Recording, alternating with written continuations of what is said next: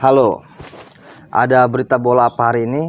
Hari ini gua nggak mau bahas tentang bola, meskipun ada berita bahwa Real Madrid di bawah komando Xabi Alonso berhasil menelurkan pemain-pemain muda asli Akademi Real Madrid yang jauh dari kata Los Galacticos, yaitu Franz Garcia dan juga Gonzalo Garcia.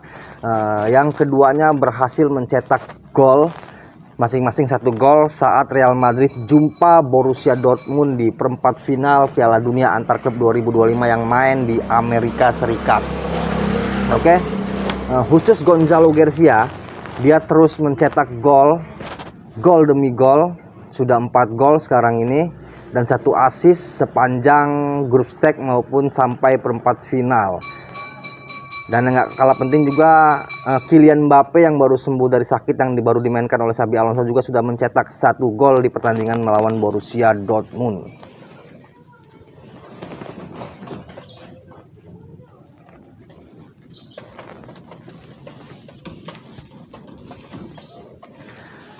Tapi lupakan Real Madrid dan Borussia Dortmund serta Piala Dunia Antar Klub, karena yang mau gue bahas sekarang ini bukan lagi sepak bola dunia, tapi gue pengen coba flashback di era jaya Liga Indonesia, yaitu di era Indonesia Super League, di mana saat era ini PSSI terjadi dualisme yang dihancurkan oleh Johar Arifin Husein yang memaksakan untuk memasukkan Liga Primer Indonesia menggantikan Indonesia Super League. Kemudian ISL diselamatkan oleh PSSI tandingan dari Lanyala Mataliti. Di zaman ISL ini seru-serunya sepak bola Indonesia. Kalau sekarang di BRI Liga 1 ada Galdi Freitas yang gue lupa dari Filipina atau Timor Leste, kayaknya dari Filipina. Tapi kalau dari namanya sih sepertinya Timor Leste. Gue lupa, pokoknya itulah intinya. Tapi yang mau gue bahas adalah bahwa di zaman Indonesia Super League juga ada pemain ya dari Malaysia dan dari Singapura yang jauh lebih bombastis pemberitaannya, dan mampu dua pemain ini, utamanya satu pemain yaitu Safes Sahli dari Malaysia ini mampu seenggaknya itu meredam berita-berita fanatisme sepak bola yang buruk di antara fans atau netizen dari Malaysia maupun Indonesia. Kita tahu bersama bahwa ketika Malaysia dan Indonesia bertemu atau Indonesia bertemu Malaysia, baik di Stadion Bukit Jalil maupun di Gelora Bung Karno, hujatan netizen tuh selalu bergema atau berkumandang atau berseliweran di beranda media sosial. Tapi dengan masuknya Safes Sahli,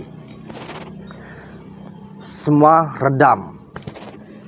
Safes Sahli pun tidak hanya meredam hujatan-hujatan itu, tapi juga membuktikan bahwa dia adalah pemain yang mampu mengangkat pamor suatu klub.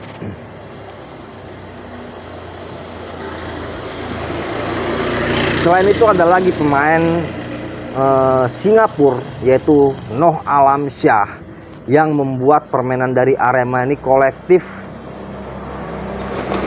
di bawah komando Robert Rene Albert, baik ketika Robert Rene Albert memainkan 4-3-3 menyerang atau 4-3-2-1 counter attack, atau ketika 4-4-2 mutiara atau 4-4-2 murni. Namun yang mau gue bahas di sini adalah kekuatan Safes Sahli sebagai juru gedor yang berbeda dengan Bambang Pamungkas. Kenapa gue bandingin Safes Sahli dengan Bambang Pamungkas? Karena Bambang Pamungkas juga pernah menjadi bintang di Selangor bersama Eli Eboy. Namun Safes Sahli dan Bambang Pamungkas ini adalah dua pemain berkarakter berbeda. Kalau Bambang Pamungkas itu lebih seperti Marcelino Ferdinand yang bermain memanfaatkan timing, bermain menggunakan atau memanfaatkan skill individu yang tenang, versatile lah dia ini orangnya.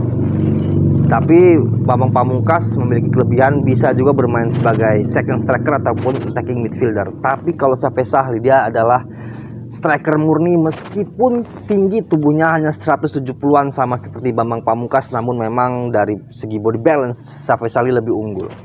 Safes Sahli ini kalau kita bandingkan dengan pemain Eropa, dan ini seperti Carlos Tevez maupun Kun Agüero dari Argentina.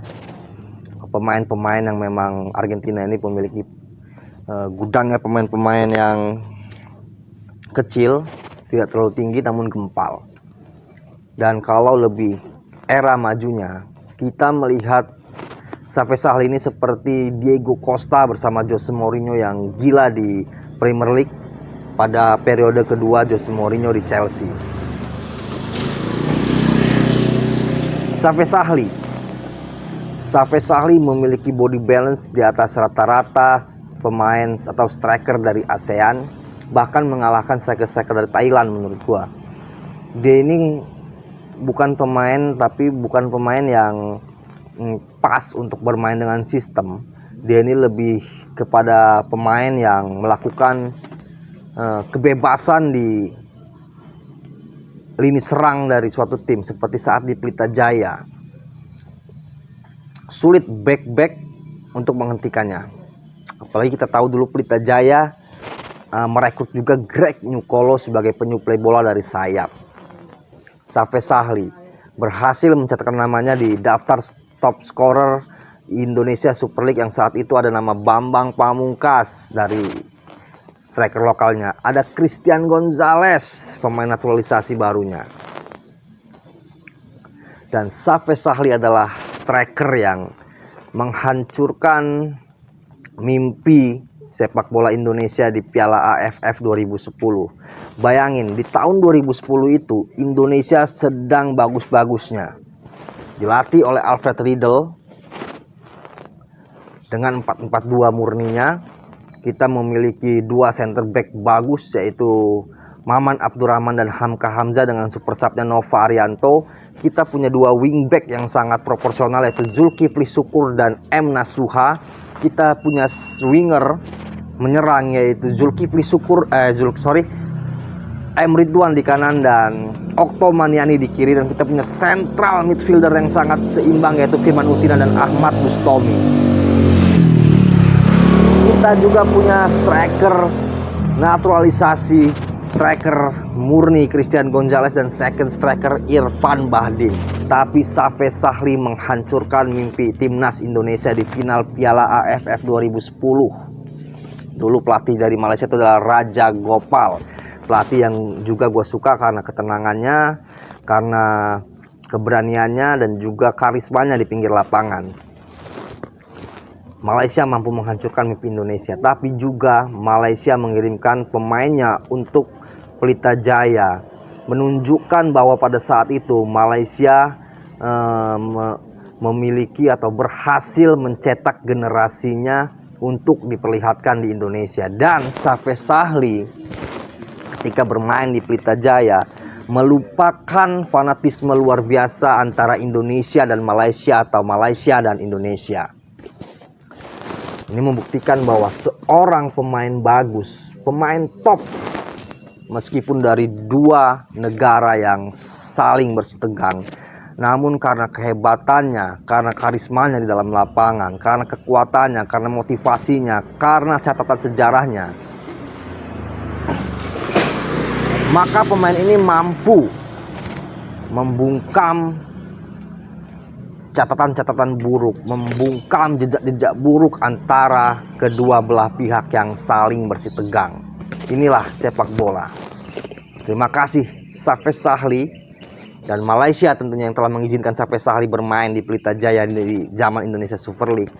Terima kasih Safes-Sahli telah menunjukkan bahwa kecintaanmu terhadap sepak bola, dan karena bermain di Pelita Jaya juga telah membuktikan bahwa kecintaanmu terhadap Indonesia, utamanya untuk sepak bola Indonesia, setidaknya memiliki warna lain di antara Indonesia dan Malaysia. Oke, sedangkan untuk Noh Alamsyah tidak terlalu banyak persaingan di antara Singapura dan Indonesia. Hanya beberapa momen saja Indonesia bersitegang atau memiliki atau merasa rival dengan Singapura. Namun Noh Alamsyah juga merupakan striker yang sama seperti Safes-Sahli, adalah striker yang macam Kun Aguero atau Carlos Tevez atau Diego Costa, yang ngotot ketika mendapatkan bola dan temperamen ketika kehilangan bola, ngotot maksudnya untuk mendapatkan peluang gol demi gol, emosional di depan gawang untuk menciptakan peluang maupun menghancurkan lini pertahanan lawan. Noh Alamsyah dan Safes Sahli, dua member sepak bola asing dari ASEAN yang telah mencatatkan sejarah sangat epik di Liga Indonesia dan di era kejayaan Liga Indonesia, utamanya di zaman Indonesia Super League.